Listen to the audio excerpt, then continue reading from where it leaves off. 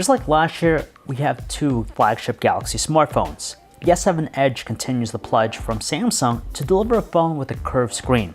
Now, from afar, it might look very similar to its predecessor, but there's more to it than meets the eye. Hey guys, John V from Phone Arena here, and you're watching our video review of the Samsung Galaxy S7 Edge. We won't get into every part about the phone, just because it closely follows the S7's performance. So with that in mind, you're getting a phone that's blazingly fast with its Snapdragon 820 chipset. Of course, that's for the US-bound versions of the phone, but we're still curious to see how the Exynos brother pans out for the international versions. Gamers will particularly love its top-notch performance, especially have no interruptions come up thanks to the new game launcher feature. TouchWiz here is still pretty much TouchWiz of old, except that it's running on top of Android 6.0.1 Marshmallow. It definitely is one of the more complete custom skins out there, clearly finding the space between power users and those who prefer something more streamlined. Call quality has been vastly improved over its predecessor thanks to the stronger output of the earpiece and the great clarity exhibited on both ends of the line. However, the speakerphone, just like the S7, is underpowered in comparison to its predecessor. It reaches a peak output of 72.9 decibels, which is less than its predecessor. Despite that though, the headphone jack dishes up a more delightful experience with its stronger output. And of course, it's still mesmerizing when it comes to watching videos. As for the new 12 megapixel camera in the back, it works exceptionally well on the automatic. Photos captured by it are superb as always, but the biggest improvement is in its low light performance. In fact, the larger 1.4 micron sized pixels it captures, in conjunction with the new dual pixel technology for faster focusing, makes low light images appear brighter than its rivals. And that's without too much noise or degradation to its overall quality. And the same can be said about its video recording performance. There are plenty of resolutions to choose from, but they're all accompanied with sharp details, lightning fast focus adjustment, clear audio recording, and snappy exposure adjustment. Well, something weird happened when we pulled it out of our pocket. We noticed that the camera lens was cracked. It's tough to say what happened, but maybe something hit it squarely in the middle to cause it to shatter. That's a little bit concerning, but we hope that our case is an isolated one. Now, the first noticeable change here with the phone is its larger footprint. It's situated in between the S6 Edge and the S6 Edge Plus. What's really important to note is that it doesn't feel like a phone with a 5.5-inch screen, just because they're able to trim the fat and keep its screen-to-body ratio at an impressive 76.09%.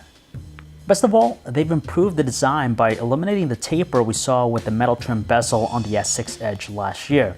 So it isn't as sharp around the edges anymore, and when you combine the fact that it adopts the Note 5's curved rear edges, it simply makes it more comfortable to hold than last year's offering. And you know what's awesome too? It now has an IP68 rating for water resistance, meaning accidental spills, submersions, and using it in the shower or while it's raining outside are all fair game for this phone.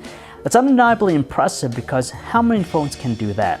Especially ones with a killer design that packs a fingerprint sensor, a heart rate sensor, rapid charging, wireless charging, and expandable storage. None. And that's exactly why Samsung's design is a benchmark.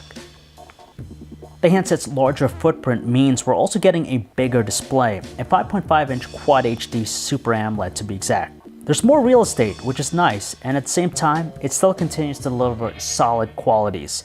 The only change here, besides the size, is its lower 493 nit luminance. It's less than its predecessor, but doesn't adversely affect its performance under direct sunlight, so it's still more than usable there. Last year's introduction of the dual curved screen merely brought on features we thought of as novel at best. Many of them seemed rather unpractical, but Samsung has tweaked its worth, resulting in more practicality for its use this time. For starters, they've extended the Edge user experience to 550 pixels, so there's more room for content to show. Not only does it add yet another multitasking element to the experience, but the addition of downloadable Edge panels makes it more versatile. And there are even shortcuts for macros, such as instantly running the camera app to snap a selfie, as opposed to doing it yourself and then proceeding to switch to the front-facing camera. Third-party support is light from the onset, but this is something we can expect to grow over time. Rounding things out, the larger size of the phone means that there's also a larger battery. Unfortunately though, even with the larger 3600 mAh cell on the inside, it seems to just get us through one day of normal use. It's still on the same level as something like the Motorola Droid Turbo 2. Power users will probably need to find themselves recharging a lot, but Samsung has improved its charging efficiency since it only takes 99 minutes to bring it back to 100%. And best of all, there's also the convenience of wireless charging too. Just as before, there's a $100 separation between this and the standard S7, so that turns out to be roughly $800 outright through most carriers. Yes, we know that it's expensive, but the difference here is more reasonable given the fact that we're dealing with a larger size phone, and not just an S7 clone with a dual curved screen. Add to that, the addition of water resistance and expandable storage makes it a complete package. If money's no concern to you, or you simply want the best of the best right now, the Galaxy S7 is a superb option. Rarely do we have a phone that packs so much cutting-edge technology into one single device, but we do have it here. The only thing to consider is whether or not the size of the phone is to your liking.